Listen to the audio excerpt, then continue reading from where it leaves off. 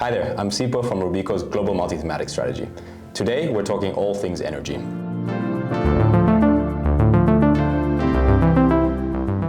A topic which is clearly top of mind for investors given concerns around energy security as well as the massive infrastructure build-out that will be required to fuel this data center boom. On this topic, I'm happy to be joined by Emmerich today, who's our thought leader in the energy space. So yeah, happy to hear from you, Emmerich. What's top of mind for you right now? Thank you, Sifo. Thank you for having me.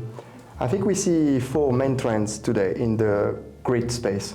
The first one is that grids are facing an extended period of load growth, while the drivers have changed over time.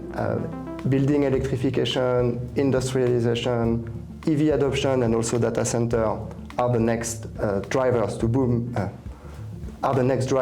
to boost the demand. Yeah. The second topic is energy security. This is today at the top of the political agenda, at least in Europe. Energy policy has dramatically changed since the Ukraine war. If we do want to build a more resilient and independent energy system, one way to achieve this is through electrification. We're going to need to produce more, transport more, and store more electrons over time. Yeah. From this, you can really understand very quickly why grids are so important and are the backbone of this transition. The third topic is making the grid smarter. It's not only about adding more lines and extending the network, it's also making it smarter. Renewables are intermittent by nature, it's also decentralized, so you need new solutions to cope with this increase in renewable and instability that they create. And then the fourth factor is the huge capex wave that we are seeing. The grid needs to be upgraded, and we already see throughout the world, and especially in the US and in Europe, a lot of capex coming in and supportive regulator, which will drive visibility and good returns for investors.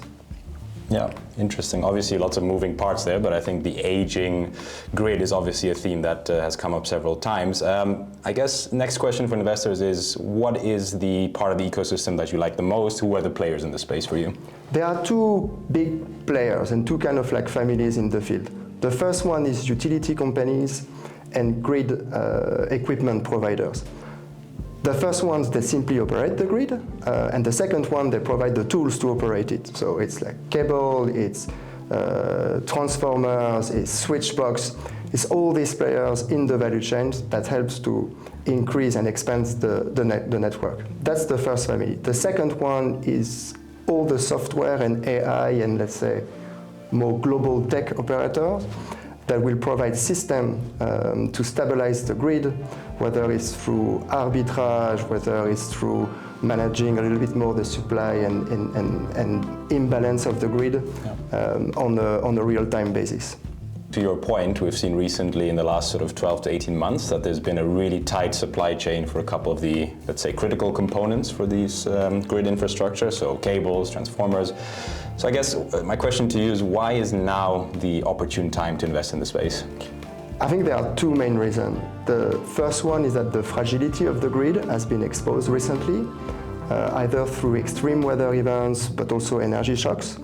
And we've seen blackout in countries, in developed countries, that you've never think would be possible before, but they have happened. That's the first one. And the second one is that the adoption of electrification is outstripping the investments.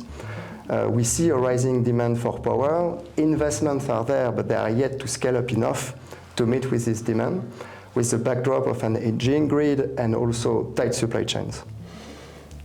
Interesting, yeah, definitely lots of structural change going on, and I think, yeah, pretty clear reasons why to do it now. So thanks, Emmerich, and looking forward to more of those discussions. Thank you, Sipo.